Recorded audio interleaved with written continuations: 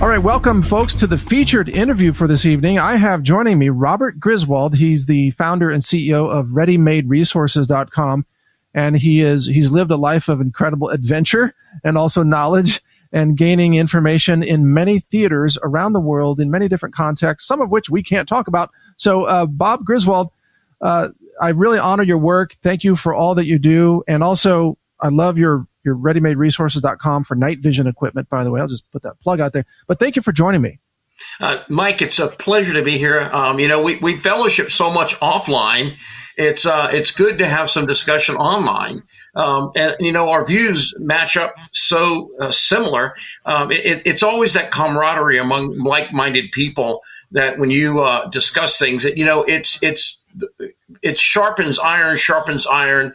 We encourage each other as we see that day approach. There's so many things we could say about how good and mutual friendships benefit one another. In fact, I think that's one of the critical elements today is to surround yourself with people, that are like-minded. When Abraham, and the biblical patriarch Abraham, went to go rescue his nephew Lot, who had been kidnapped, he surrounded himself by 318 men who were trained in the art of war. Now, today I would say, we have to be trained in the art of spiritual war, because we are just seeing absolute evil come across this earth unlike anything we've seen, I would say, since the days of Noah. Just pure, unmitigated evil.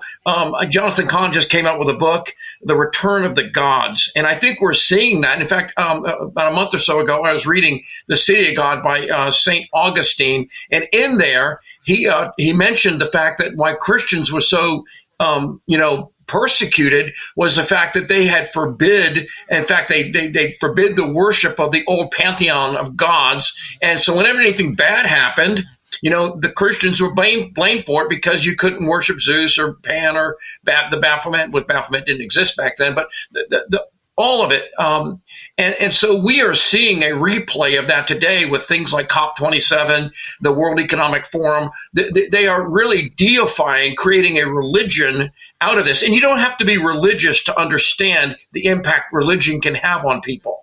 It's just a thing when we see people who have strong held religious views. If as a Christian, I believe I should do unto others as I would want them to do unto me, or those types of things. That's going to affect how I treat people. But on the other hand, if you are worshiping these pagan deities whose core is perversion, you're going to have the Balenciaga clothing, showing kids in bondage. You're going to be doing all kinds of horrible things, and that's what we see coming back today. In fact, Jamie Walden, Omega Dynamics, were talking about this today.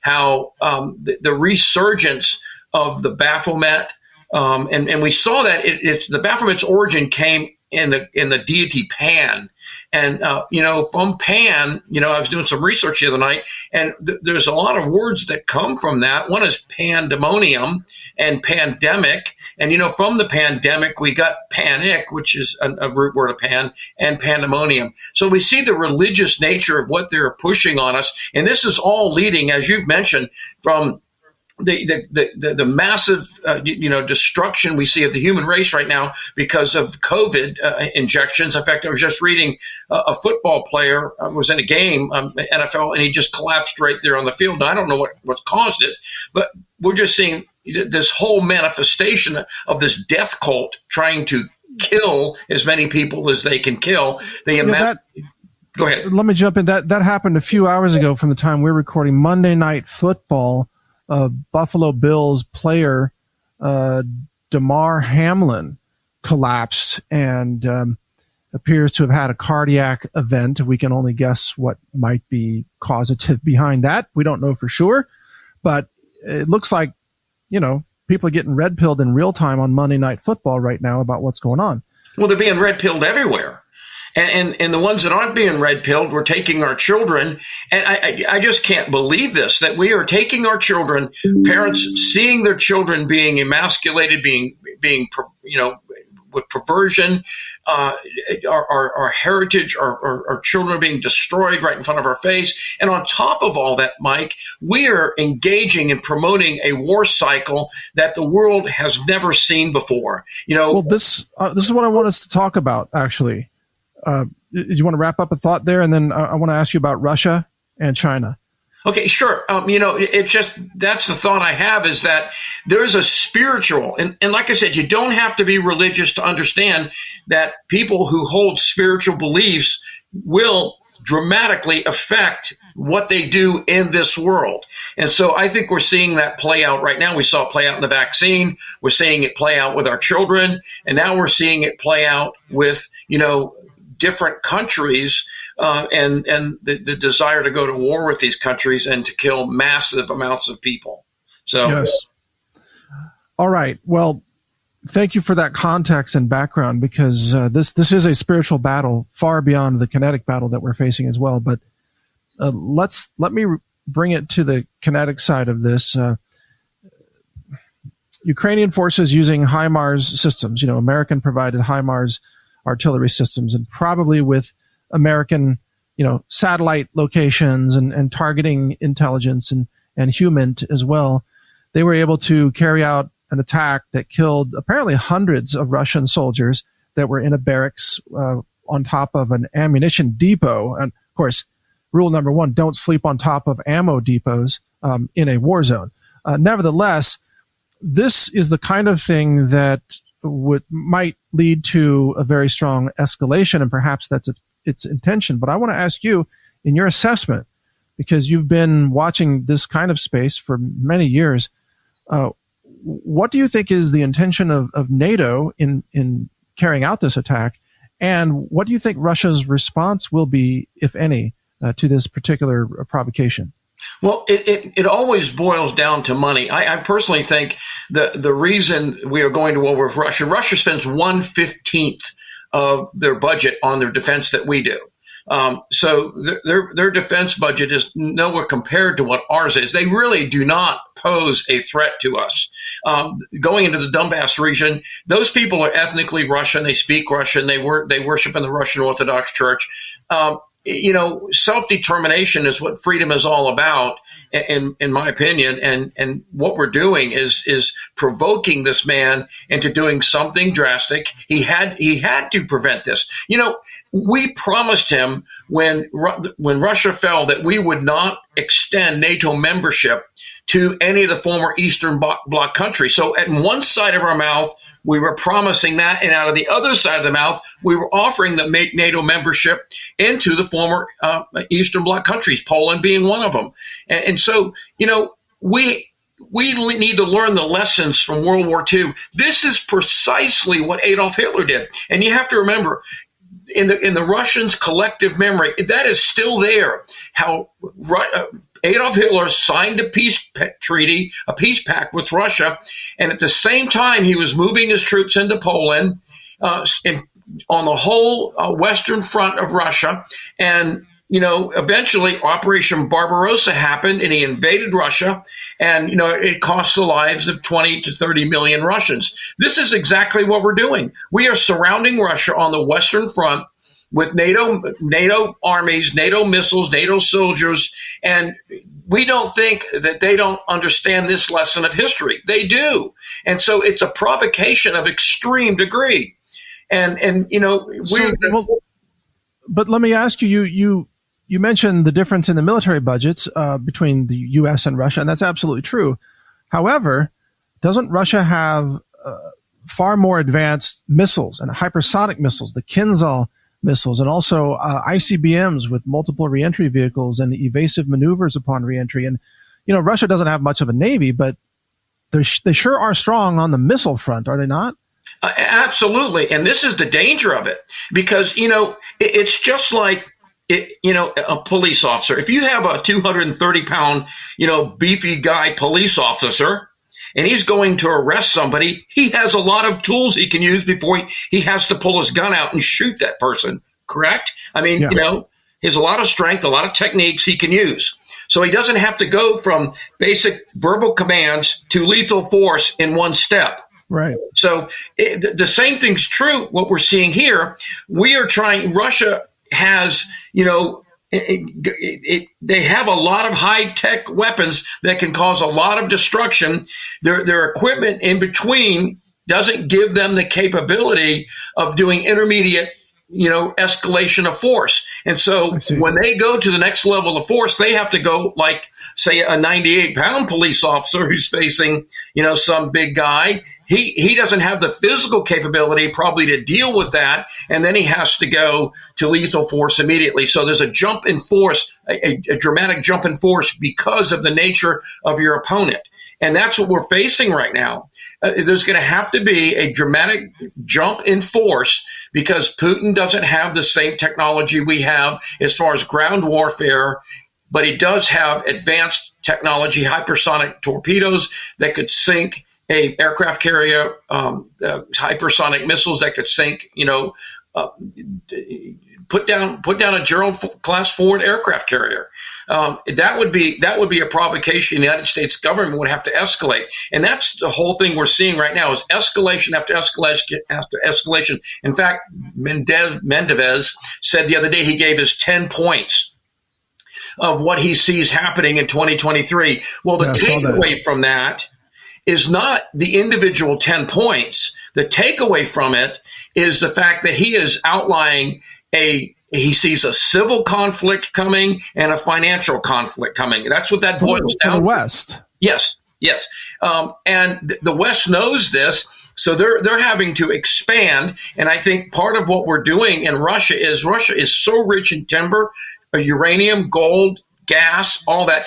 We want to open it up so that multinational corporations can go in there like they've done everywhere on the planet and exploit Russian assets for not the Russian people, but for multinational corporations. You remember we did that in Iran in the 1950s. British oil company wanted Iranian oil, so we went in there and overthrew the legitimate government of Iran, installed the Shah of Iran, and we know what happened. That worked out so well. Right. Yeah. And so this is what we're seeing going on. There's always a money, and that's what we're seeing. Two financial systems coming to head, and one of them will become dominant. You have a BRICS system and you have a G20 system, and it, United States is going to do everything in its power to maintain dollar supremacy.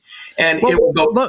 Okay, let me ask you two things on this, because right now it looks like the BRICS system has the momentum because we've seen the Saudis naming China as their priority trading partner. We've seen, 80, 90, 100 plus nations signing on to systems related to BRICS or new global reserve currency types of systems that may be announced next year. And then at the same time, look at the U.S. withdrawal from Afghanistan. Doesn't that prove to the world that the U.S. military is at the leadership level inept? I don't mean that at the soldier level, but the leadership is inept and incapable of defending America, incapable of really executing a war with a sense of sanity. Again, just the leadership. I'm not criticizing the soldiers. Absolutely.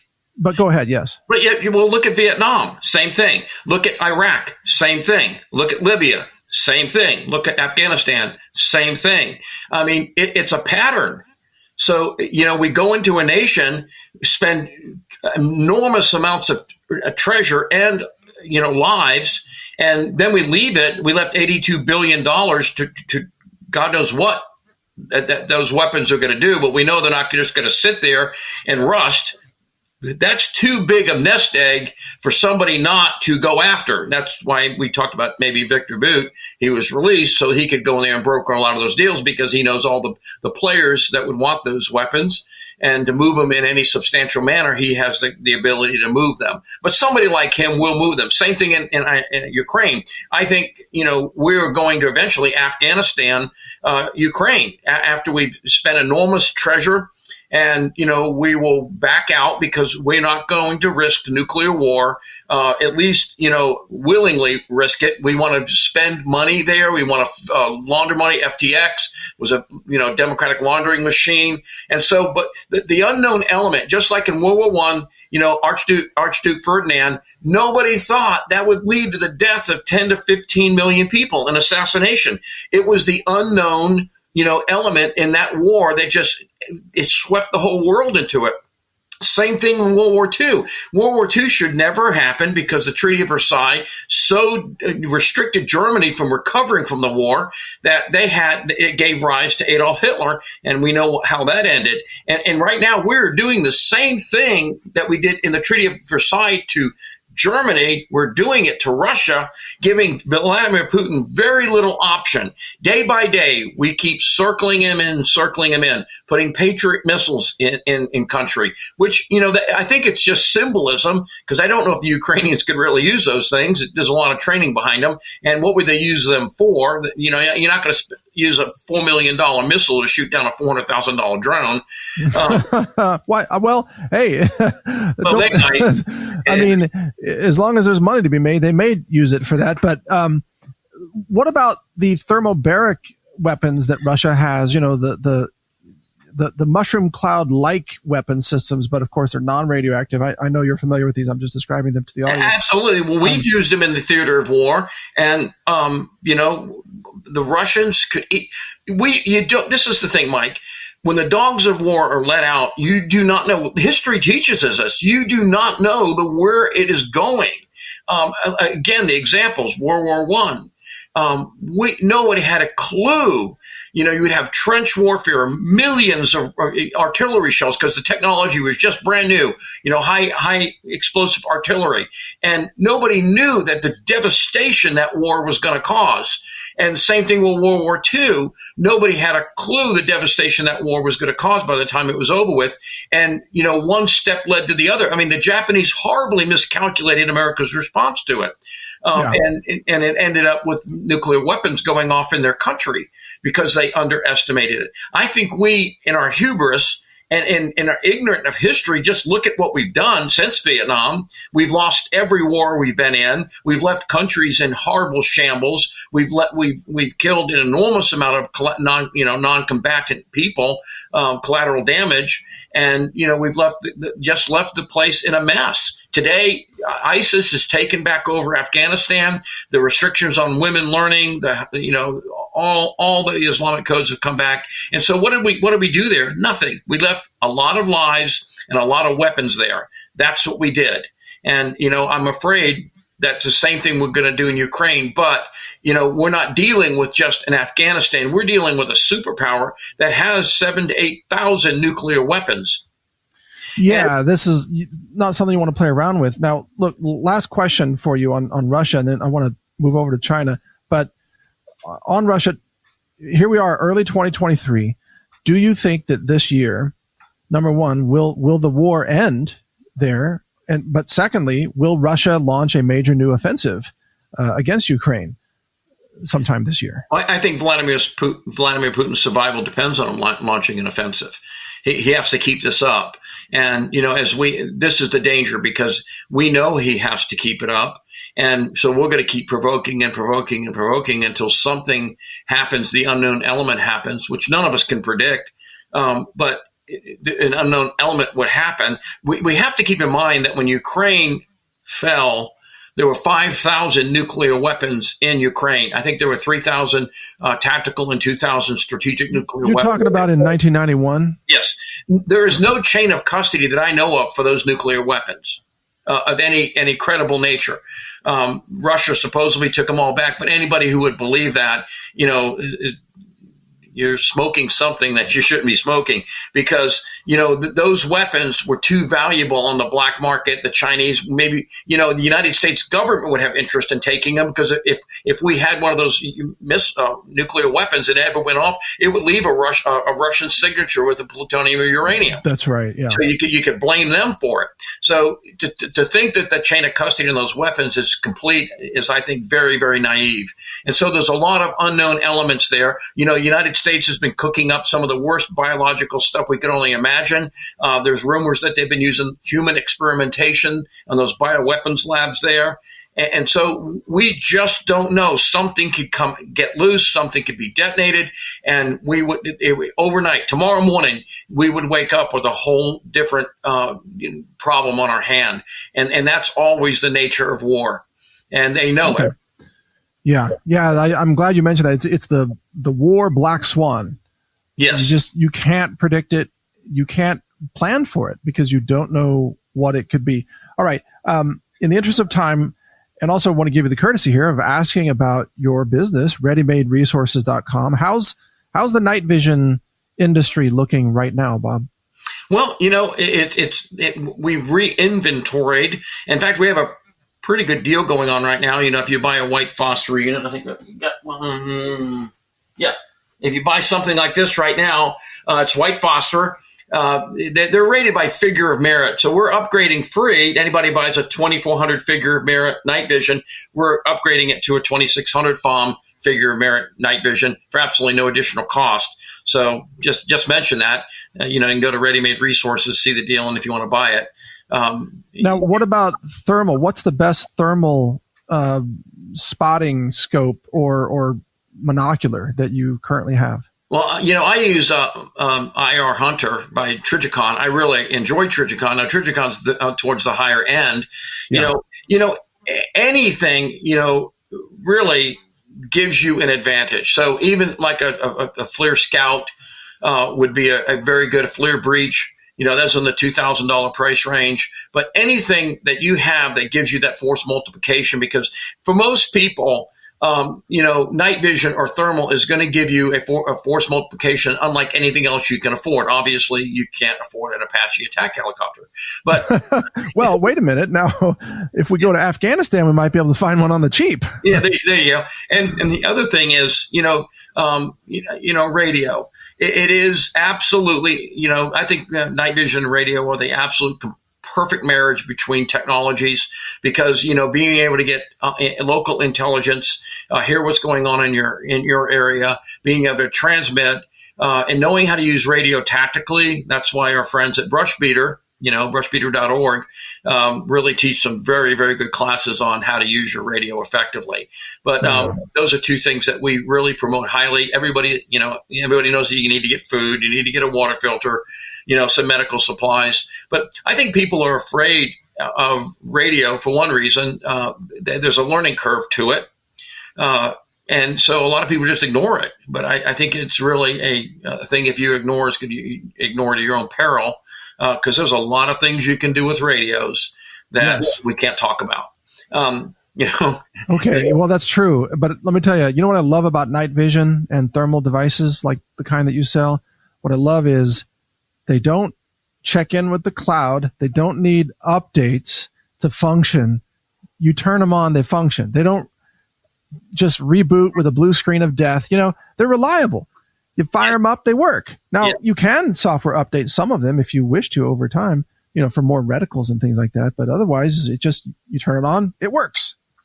Yeah, and again, what's it worth at night? Which half the day is night, so you're combat ineffective for seeing bad guys if you can't at night. So, but night vision gives you that capability of being able to see out hundreds of yards and effectively deal with it, deal with the problem.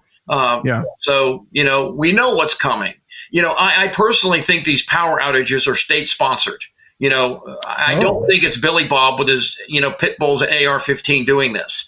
I think we're meddling in parts of the world, and it's the David and Goliath thing, an asymmetrical warfare. And I can't believe the government called. Gosh, they called that incident in Washington that just happened a burglar. A burglar.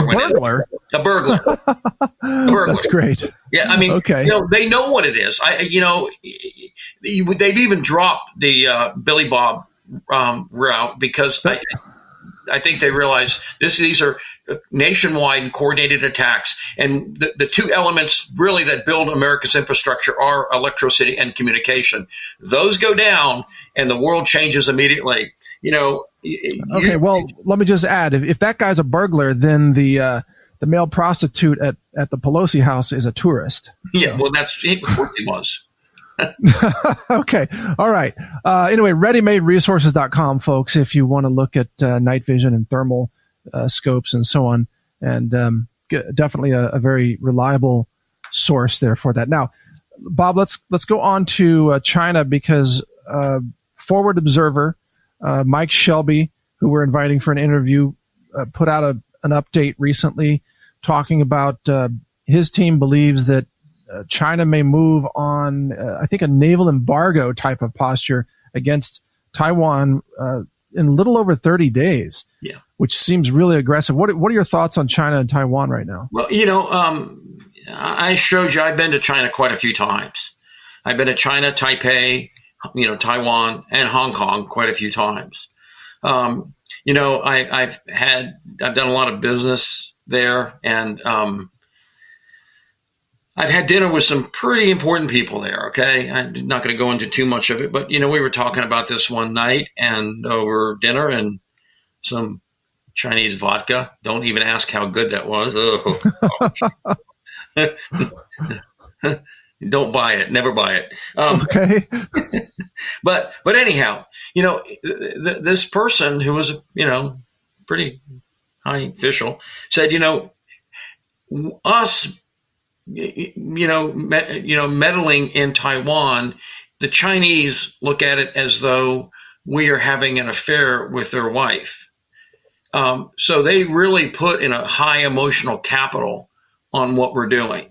Okay. That was probably the most sobering statement I heard, because, we all know what we would do if we came home and somebody was molesting our wife. We would not take it lightly. Violence would probably occur. And so, this is how the Chinese look at it. And at the same time, we have in China a microchip plant that produces 60% of the world's microchips, the nanotechnology microchips, that China desperately wants to get a hold of that technology. You're talking about in Taiwan. In Taiwan, they desperately want to get a hold of that technology. And, if a war does happen, I sent you that, just the shipping traffic that goes through the Straits of Taiwan there, that all would be interrupted if you have an amphibious assault coming from the mainland to Taiwan. And there's thousands of ships that go through there. Taiwan only has 30 days of oil. Right. What are they going to do? Pull tankers in their super tankers? What insurance company is going to allow a super tanker to pull into a war zone so they can offload fuel for Taiwan? That would be a strategic, target. There's no way.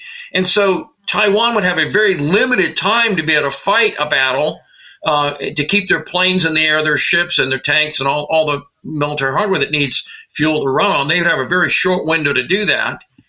And so if that plant that produces those microchips went down for any reason, and I think we destroy it before we'd allow it to fall in Chinese hands, that would knock off 15%. They're saying about 15% off our GDP. That's unbelievable. That's huge. That's equivalent to like a natural disaster on a huge. Scale. Amazon and Google going out of business. Just disappearing. Well, and Walmart too. But but what about? Do you think the U.S. Navy has the capability to, or even the willingness to fight that embargo and try to keep some shipping lanes open for Taiwan? In other words, that would put the U.S. in direct conflict in a naval battle with China. And then let's go back to the other thing that happens, and then I think the whole game in Russia changes too. Because exactly, you go. Let's learn from history here, people. When Japan saw that Hitler declared war on the United States after Pearl Harbor, that was the best news they had received, because all of a sudden it made U.S. fighting a two-front war. Right. And we could easily find ourselves in that situation again. This is history. This isn't Bob Griswold making this up. Just get your history book out and read what happened. We found ourselves fighting this multi-front war, which it took us years to equip ourselves to do it. And in this day and age, because of the way supply chains work and the speed of warfare, we don't have years to rebuild a Navy or years to rebuild an Army. We don't have it. And then, recruiting, if we had to put troops in Russia and had to send troops to China, we all know the recruiting problems we have right now. The U.S. Army can't meet its own quotas. That's Americans, right. The fentanyl, the obesity problems, the psychological problems in this country, we might not have the Army to be able to fight that. Nor the munitions. What about the munitions? Because we're shipping everything to Ukraine, and it takes years to rebuild the anti-tank weapons and the artillery rounds, especially the guided rounds and so on. I mean, it's like 5 to 10 years out. But yeah, well, exactly. And I know they've tried to address that, but it is 5 to 10 years out before, we can start making microchips again here. But, we might not have that long. Why you have to ask yourself the question, why is China building an army that has land capability? So it can go ashore. They're building an amphibious force that can go ashore. They're building a light tank that they could easily be transported. They have a main battle tank that's really a third generation tank, very, very good tank, probably as good as ours, reactive armor, 125 millimeter, smooth bore, computer driven, the whole thing. They have that tank. They have that DF-17 missile, hypersonic missile, I think 7,000 miles an hour. Could we shoot that down? And it's specifically designed to take out a carrier. But China is lacking in carriers themselves. However, I think a couple of their carriers are old, refurbished Russian. Yeah, they're currently trying to build 4 modern aircraft carriers right now, and they're supposed to be online by 2035. Now, I don't think there'll be that much time to do it. But also keep in mind, what has China built out in the desert? They have built mock-ups of our aircraft carriers and other ships that they're using for bomb runs. That's right. Yeah. So, I mean, why do you do that? It's always intelligence is why. Why are they doing this? What's the purpose? You always want to come to the answer. And that kind of narrows it down a bit for me. I mean, you don't build those kind of things unless you're planning on doing something. And they don't need necessarily a lot of aircraft carriers because they're dealing with Taiwan, which is very close. So not unlike the United States, which would have to project power across the Pacific Ocean. They just project power across the Strait of Taiwan. Let me throw this into the mix because I talked to some of my people in Taiwan, and they say that, with the recent elections in Taiwan, the KMT, the Kuomintang, has taken over most of the politics, took it away from the DPP. The DPP being more nationalistic and isolationist, the KMT wants to reunify with China. And a lot of the younger generation in Taiwan now, they are pro-unification. Which how can you even think that? If you look at Hong Kong, look what happened. All the promises that China made were broken. You're going to have your own court system. No, you're not.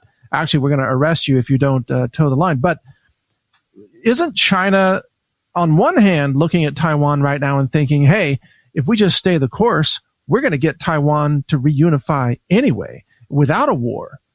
Well, the financial motivations there to reunify. The business wants to open back up because there's a lot of restrictions on Taipei doing business with Beijing. And it would greatly increase their economy if they could start trading with China again. So business has a vested interest to at least, increase those business ties between Beijing and Taipei.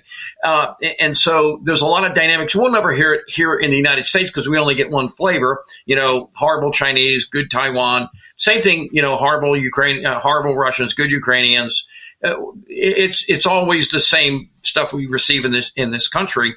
But there is a movement in Taipei that wants to at least economically reunite with China. And then once that would happen, if you economically reunited with China, it's a foregone conclusion what is going to happen.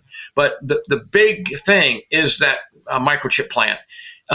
If the Chinese get that, United States would be in a stranglehold. All of our defense missiles and weapons and air carriers and planes and TVs and cars and all that, that's where our chips come from. And we would be absolutely in a dire strait very, very quickly. So we'd have two choices: destroy the plant so the Chinese couldn't get the technology, or let the Chinese get the technology and cut us off. Well, the poison pill approach, destroying the plant, is, that's devastating because those plants can't be reconstructed overnight. And I understand that even in the U.S., there are efforts underway right now to try to build some of these plants down to the, I think, one nanometer transistor scale. And that tech is very difficult. But those plants, I think, are 5 to 6 years out even right now. Yeah, so well, they are. And that's, you remember the whole Pelosi insider trading stock deal.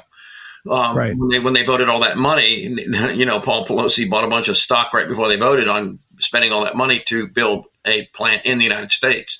So, they're going to build it, but it's going to take at least 5 years, maybe closer to 8 to 10 years to get it online before it's up to speed in production. That puts pressure on Beijing to act before that, because that is an extreme point of leverage to gain control of that factory. And, it also seems like once Russia launches an offensive against Ukraine, which seems very likely, that shortly after the United States declares war against Russia and enters Western Ukraine with probably Polish troops, for example, then China would have every incentive to say, this is the moment. We strike now, while America is facing that two-front war that you mentioned. Even if China doesn't feel like it's fully ready, for example, with aircraft carriers, you go to war with what you have, right? And how could they not see that as a once-in-a-generation, quote, opportunity to hit America when America is vulnerable? And precisely, and let's not stop there. Pakistan, India, because Pakistan would side with China, Russia. India, probably the United States. Iran, Saudi Arabia, Israel, the Koreas. You could easily see this escalate way out of control. Involving Japan and Australia as well. Japan has got some tech that hasn't been made public too. Yes, to fight the animosity between the Chinese and Japanese. I've been in Nanjing. Where you've read the book, The Rape of Nanjing. Yeah. And, I just on the street, just talking with people, and a lot of people there do speak English, just asking them about, what their feelings were concerning that. They still hate the Japanese. The Japanese never apologized, according to them. And so there's still a lot of animosity between those two countries. Well, Poland is still suing Germany for reparations from World War II, come to think of it, right? Yeah, exactly. There's been a lot of human suffering. Our reaction was the most illogical reaction when Putin went into Ukraine. It's almost like we cut our own hand off to spite ourselves. We're not going to buy your oil anymore. And what happened? We're not going to buy your products anymore. What happened? It wasn't the smartest move in the world. We cut our own production off, and then we cut Russian production off. And the only people it really hurt were people in the United States. Well, the same thing could happen very, very quickly with that microchip plant. We could find ourselves in a real world of hurt very quickly if we did something stupid. I personally wonder if, the Biden administration would respond to it. I don't know. I just don't know. See, that's the other question is there any willingness in this administration, which I believe is compromised by China, but also our Pentagon leadership, which, look at Darth Vader himself there at the head of the Pentagon, former weapons contractor guy. His interests are clear. He just wants to sell more weapons. Seems like nobody actually wants peace for the people of Earth, just to leave people alone, let people have farms and families. Yeah, that goes back to the spiritual nature. We're doing the death cult. The angel of death is flying over this world right now, and it doesn't look well. I just wake up every morning, Mike, and just wonder, is today the day? Because this world is in the worst situation, I think, and probably that I can remember historically. Not only do we have what we consider a low-level civil war going on in the United States right now, where we have two factions that absolutely irreconcilable. I can't reconcile with people who want to, emasculate children, who want to destroy the Constitution, who want to destroy our history, who want to open our borders so that fentanyl and sex traffickers can come across. I can't reconcile with those people. I'm in a philosophical war with them right now. And they're in a philosophical war with us right now. And so we have this internal conflict in the country to begin with. We have saboteurs running around, testing our infrastructure. And then we're already in a one-front war right now. And then, we get into a two-front war, and then possibly, a lot of other conflicts start. And we could find ourselves in a very, very dangerous position where you could have a large multi-millions of people killed very quickly. So, well, I think your assessment is correct, and we are in a treacherous waters right now, and anything could be triggered here that could involve us in not just a global war, but a global supply chain collapse. Because, again, look, did you see that map I sent you of the Straits of Taiwan, the shipping traffic?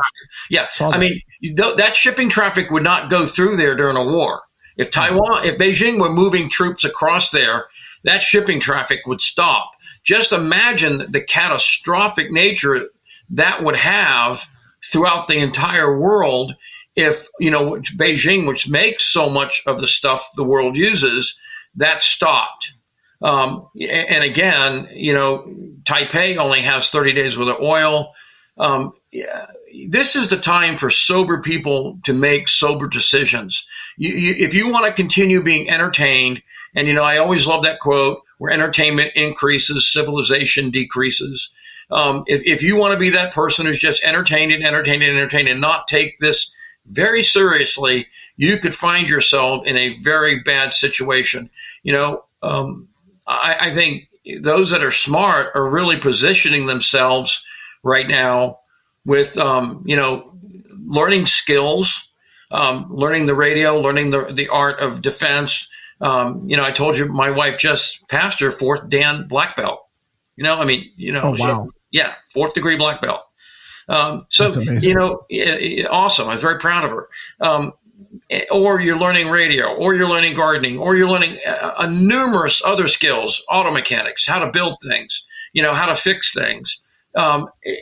If you're doing that right now, you're positioning yourself for when this collapse and these wars happen, that you have a much better chance of survival. If you've stored some food, maybe some water, obviously water filtration is key.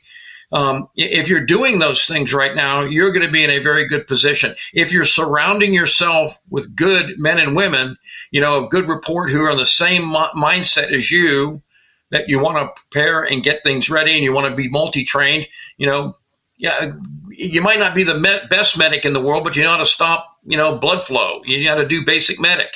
Yeah. Because you've taken a course. You might not be the best radio operator in the world, but you know how to use a radio for different things, triangulation, signal finding, signal jamming. Well, and when we interviewed Jamie Walden, he talked about the faith havens, and we got a huge response from people about that concept. And so we're going to have Jamie back on about that, because people want to seek out like-minded individuals who they can rely on during these times.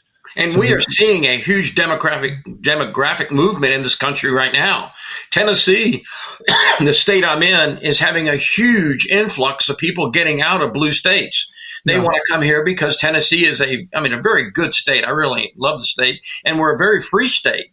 And so people are fleeing those states, and they're coming, and they realize, people that have never homesteaded before are buying 10, 20 acres and learning how to homestead. So we do see this happening. There is some glimmer of hope, but, for the major of city dwellers and those types of people who are just seeking entertainment, it's going to be a very bleak day for them. That's right. Dark days ahead for those people. Okay. Well, I think you've summarized it nicely. Doom if you're unprepared, but also if you are informed and well prepared, we can navigate through this. And that's been my message too this whole time. Kind of an optimistic message, but realistic. It's like, it doesn't have to be doom and gloom for us. No, it'll be hard. And, hard times make strong men. That's what they say. Good times make weak men. That's what we're seeing happening right now, weak men. Yeah. But as we enter those hard times, those men who have that in them, the men and women that have that nature in them, will become stronger. and because it'll refine us. I do some metallurgy, and when I'm smelting something, there's always that stuff you have to scoop off the top, the slag, because it's impurities in the metal when you're melting it, and that's what'll happen in hard times. That dross, slag, whatever you want to call it, it comes to the top, and it's taken out and it refines. And so I think there'll be a great refining of those people who want to do the right thing and are preparing to do that by learning different skills and storing and just their associations. I think that's what's going to happen. So we are going to see some very, very difficult times, though. Okay, well, we'll wrap it up there, Bob. I want to thank you for taking the time to share your thoughts with us. I think your analysis is excellent. I want to give out your website again, readymaderesources.com, for night vision and thermal vision and other kind of survival hardware supplies as well. Anything else you want to add, Bob? That's it. If anybody wants to call me, they can call me at 800-627-3809. I do help people do retreat planning. I mean, because it does vary, the age of people in the retreat, the geographic location, the political atmosphere of the area, and just to and then always the budget. What size is your budget? So I can help direct you so you don't spend money uselessly or wastefully on things that you don't need or that won't work for you in your particular application. Well, that's great to know. Can you give out that number one more time? 800-627-3809. Okay, yeah. And if any of you listening are brand new to this and you're moving out of the city and about to move into a rural area to homestead or what have you, get good information from people like Bob Griswold here, because it'll save you 10 years of mistakes. And a lot of money. Yeah, true. A lot of money, too. I mean, there are things if I could go back 10 years, I would have done very differently from, you learn it the hard way. You learn through experience, but sometimes you don't have time for that. Yes. Okay.